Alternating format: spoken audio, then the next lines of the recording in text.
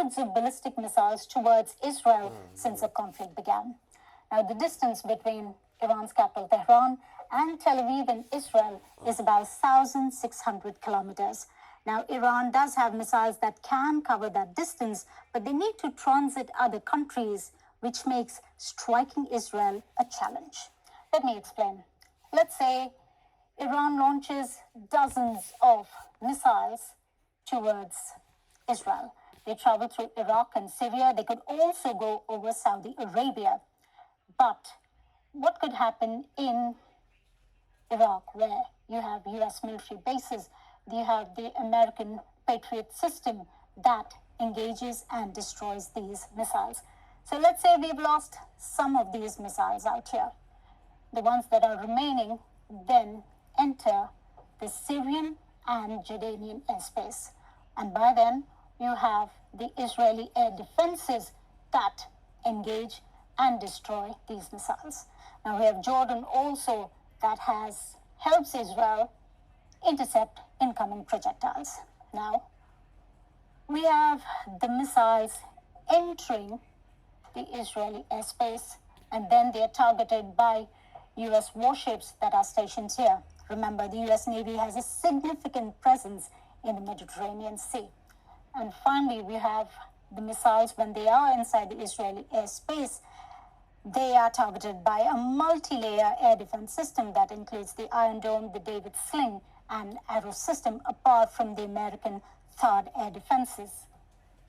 And despite all of that, you have Iranian missiles that are actually hitting targets inside Israel. The time taken for a missile from Iran to reach Israel is about 10 to 12 minutes. And this is the damage we're seeing inside Tel Aviv after an Iranian missile strike. At least 11 people have been killed in the past 9 days. All right, Shalom. All praises to Yahweh by Hashem Yahushai. Double honors to the elders and the apostles of Great Millstone who move and teach well, who taught us this truth.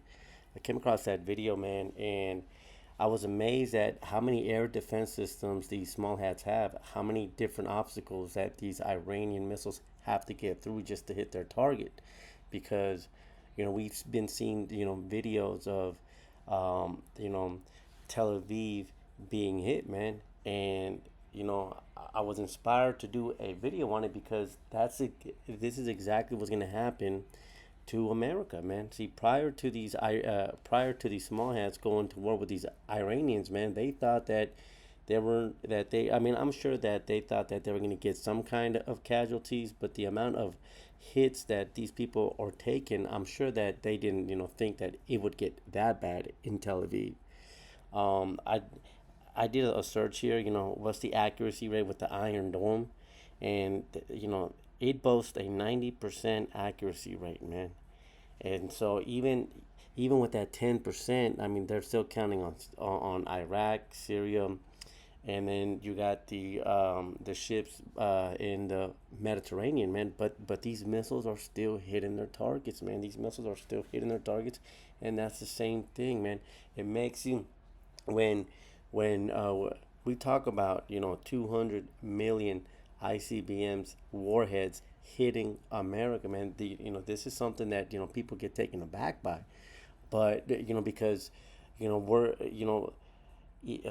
people are of the mentality that no, that can't happen here because of the America so far. It's got defense systems. Well, these small ants thought the same thing, man, and as we're seeing, their hands are growing weak, man. And you know what? We have a blessing, man. We have a blessing because as we see, prophecy jumping off the pages, man, we are comforted, man, because we know of the things to come. This is Isaiah 44, verse 8. It says, "Fear ye not, neither be afraid. Have not I told thee from the time, and have declared it? Ye are even my witnesses. Is there a God beside me? Yea, there is no God. I know not any, man." And so the point of the scripture here is that, as we see the rumors of war as mentioned in Matthew the 24th chapter, man, we're not, let's not, let's say this, man. The spirit is brave, but the flesh sometimes is weak, as the Apostle Paul wrote, man. But you know, for the majority of it, man, you know, we're not scared of these things to come, man, because as as we see, you know, step one, step two, step three, as we see all these prophecies happening, man, we know what the final prophecy is, which is Yahushua coming back, and you know, hopefully we be of that 144,000, and then we be beamed up, and then even if not, you know, we go out, you know, we are martyred but in a righteous way, and then we come back because the scriptures talk about the dead in Hamashiach shall rise first, man. But the point here is that all these things that you know, all these things which we are gonna get in the scriptures, you know, these things are gonna happen, man. And so when they do happen, we're not afraid. Okay, let's get into what I wanted to bring out. This is Revelations 9, verse 15. It says, "And the four angels were loosed, which were prepared for an hour and a day, and a month and a year, for to slay the third part of men." And you know, who is the third part of men? Well, the third part of men are the wicked, which are the Edomites, because the scriptures talk about the sons of God, which are the Israelites. You know, they talk about the sons of men, which are the other nations, and then they talk about the sons of the wicked, which are the Edomites.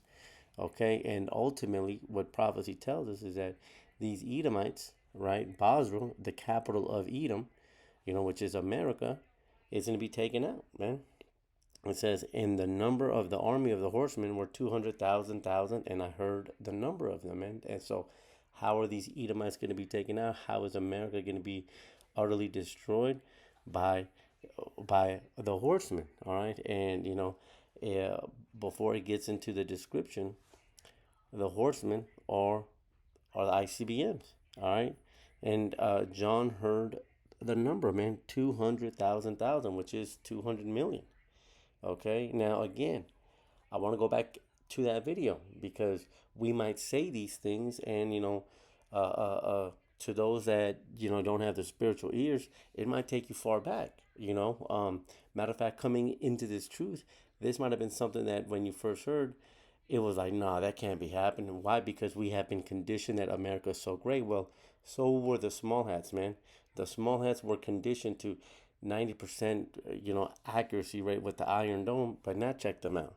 And I'm here to tell you, man, through the spirit of Yahweh Hashem, Yahweh Shai, that the same thing is going to happen here. All right, as these Edomites begin to try to backpedal, you know, the actions, you know, in this war, man, the same thing is going to happen. But what's that? I forget the chapters in Second Ezra. I believe it's in 16 or 15. It talks about can you turn back a bow? Can you turn back a arrow once it's shot from the bow? Something like that. You know, it's gonna be too late, man. It's gonna be too late, man. And even now, there is nothing that these Edomites can do to change prophecy. All right, but let's continue on verse 17. It says, "And thus I saw the horses in the vision." Okay, so now John's going to describe the ICBMs and them that sat on them, having breastplates of fire and of jacinth and brimstone, and the heads of the horses were as the heads of lions, and out of their mouths issued fire, smoke, and brimstone.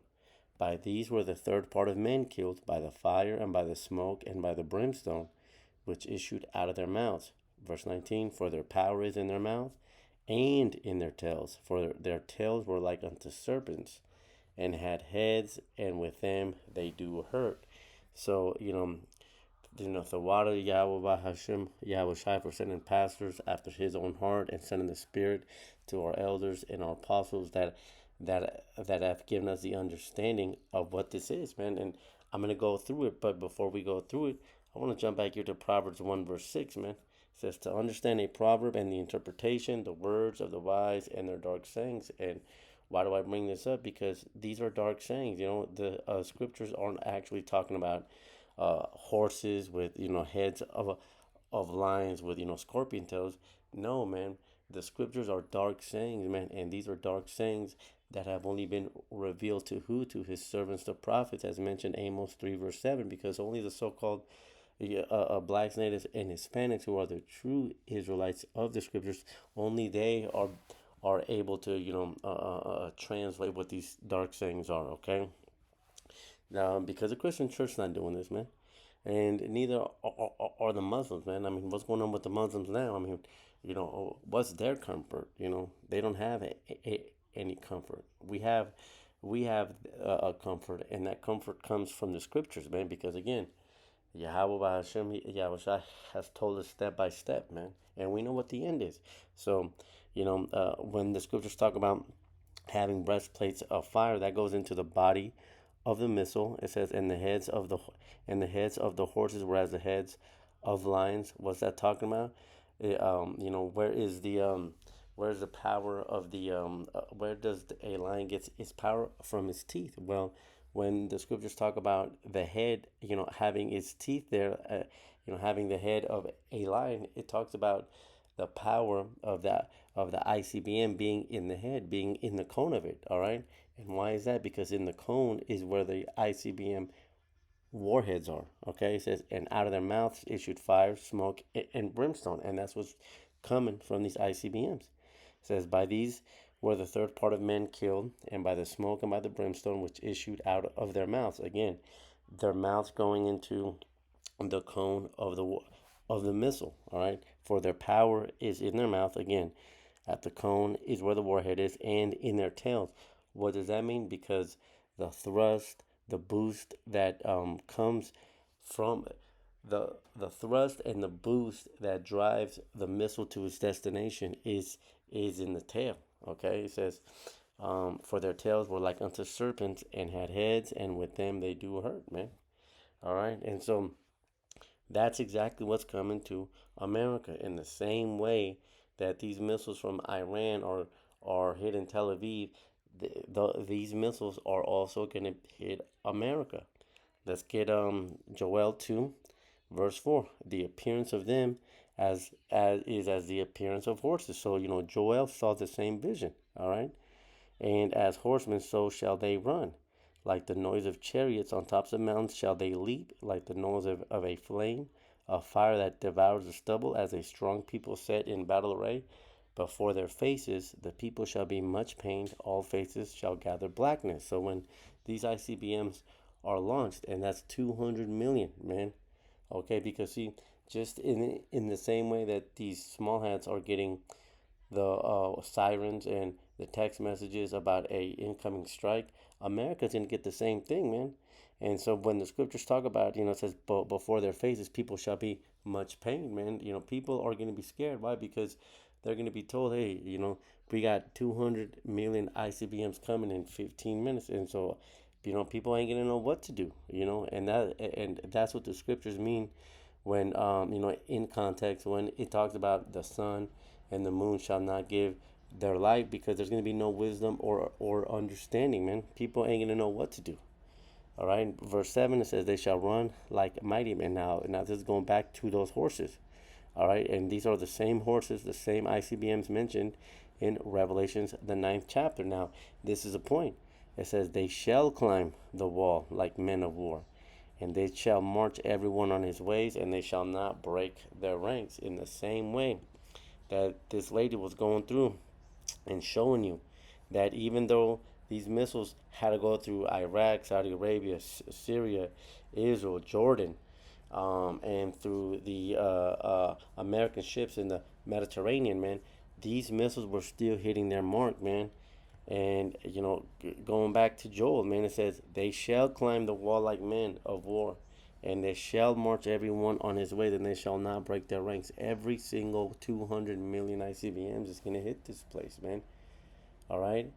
Now, it may seem out of this world, no, it can't happen to America. Well, ask the small hats what they thought before this conflict, and they thought the same thing, man. Again, the Iron Dome had a 90% success rate, but look at them, they're still getting hit, man. I'm going to end it off here with 2 Peter 3, verse 10 for those people that, well, that's in the Old Testament. Okay, well, 2 Peter 3, verse 10, but the day of Yahweh Hashem Yahushua will come as a thief in the night. Because, see, even though we're telling people what's going to happen now, it's still going to be a surprise to them. All right? The scriptures talk about, then shall they know that a prophet has been among them. All right? It says, in the which the heavens shall pass away with a great noise, and the elements shall melt with fervent heat. The earth also and the works that are therein shall be burned up, man. And that's this age burning up, right? Because this is Esau Edom's heaven, man. This is their kingdom. All right.